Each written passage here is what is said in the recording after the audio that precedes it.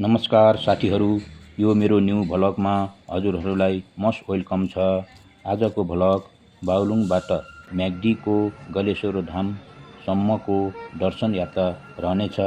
यो पवित्र यात्रामा बाटोको केही सुन्दर दृश्यहरू, वहाँको धार्मिक वातावरण र सम्पूर्ण अनुभवहरू तपाईसँग साझा गर्ने नै छौँ।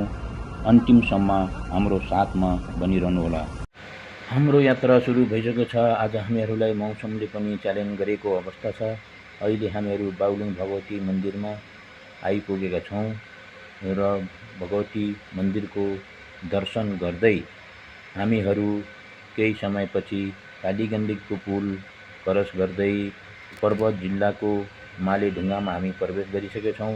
अगाडिको बाटो बागलुङ टु पोखराको पृथ्वी हाइवे हो भनेपछि हामीहरू लेफ्ट टर्न गर्दै पर्वत हुँदै म्याग्दीको सदरमुकाम बेनी पुग्नेछौँ र बेनीबाट 3 किलोमिटर उत्तरतर्फ रहेको गलेश्वर धाम पुग्नेछौँ।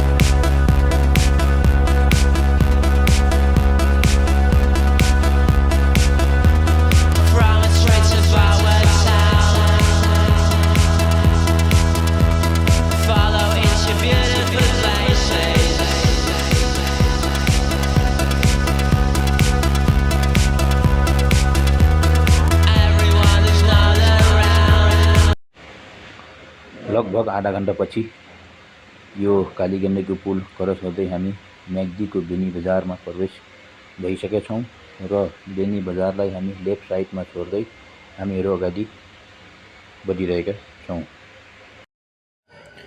साथीहरू, फाइनली हामीहरू गेटको नजिक आइपुगेका छौँ र यहाँबाट मैले केही सुन्दर दृश्यहरू हजुरलाई देखाइरहेको छु। अति स्मरणीय दृश्यहरू छन् र हामीहरू यो गेट क्रस गरिसकेका छौँ।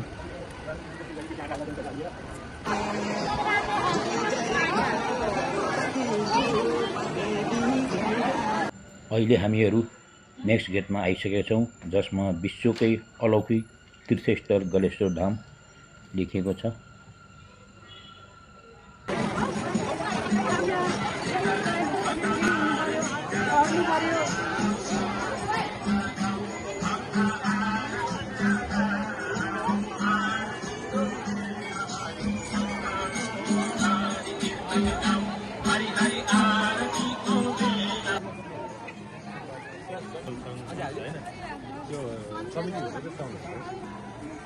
पानी पिलाउनु भयो? ओके, धन्यवाद। ल बागलुङदेखि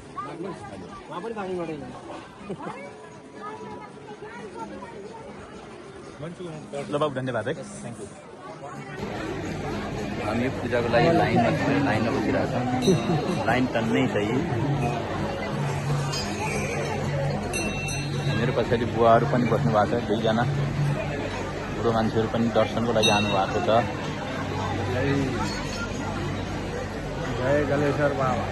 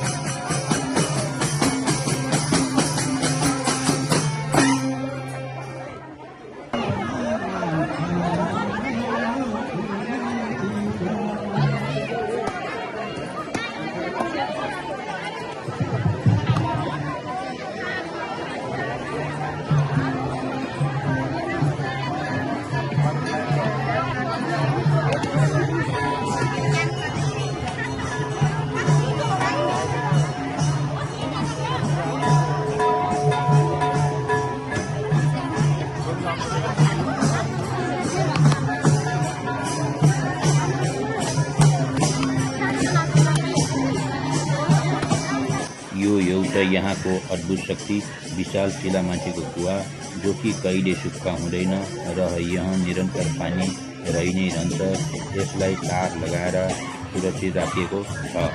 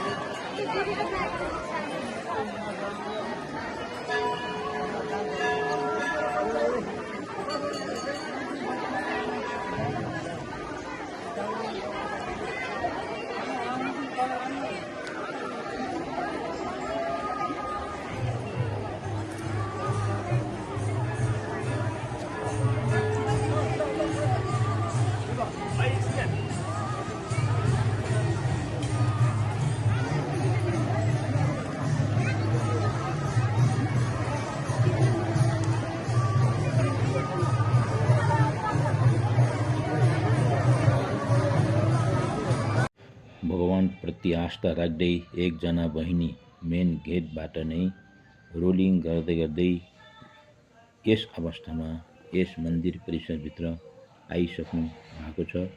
यो नै एक भगवानप्रतिको श्रद्धा हो।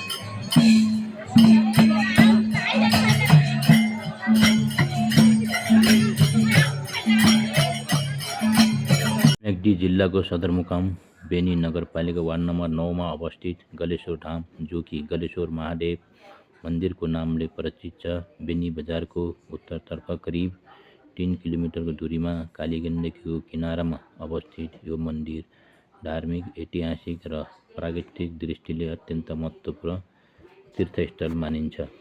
यसको विशेषता भनेको करिब 9 रोपनी क्षेत्रफलमा ओगटेको एउटै विशाल चक्रशिलामाथि अवस्थित रहेको छ। सती देवीको गलासँग जोडिएको पौराणिक कथाअनुसार भगवान शिवले सतीदेवीको पार्थिव शरीर लिएर हिँड्दै उहाँको गला यानि घाँटी यही स्थानमा आएर पतन भएको र यस स्थानको नाम गलेश्वर रहन गएको भन्ने किंवदन्ती छ। कालीगण्डकी र रघुगङ्गाको सङ्गम नजिक पवित्र नदीको किनारामा स्नान, श्रद्धा र धार्मिक कर्मकाण्ड पनि गरिन्छ। यहाँको शिवलिङ्ग प्राकृतिक रूपमा उत्पन्न भएको मानिन्छ। र यसको विशेष पूजा गरिन्छ। यहाँ अहिले 108वटा शिवलिङ्ग स्थापना गरिएको अवस्था छ। यहाँको मुख्य पर्व भनेको महाशिवरात्रि, बाला चतुर्दशी र साउन महिनाको हरेक सोमबार यहाँ ठुलो मेला लाग्ने र यहाँ नेपालका विभिन्न जिल्लाबाट भक्तजनहरू आउने गर्दछन्। गलेश्वर धाम एक धार्मिक आस्थाको केन्द्र मात्र होइन, कालीगण्डकी नदी, हरियाली पहाड, धौलागिरी क्षेत्रको प्राकृतिक सौन्दर्यताले भरिएको एक अति उत्कृष्ट पर्यटकीय गन्तव्य पनि हो, जो बेनी मुस्ताङ यात्रामा निस्कने धेरै यात्रुहरू यहाँ दर्शन गरेर मात्र अगाडि यात्रा बढाउने गर्दछन्।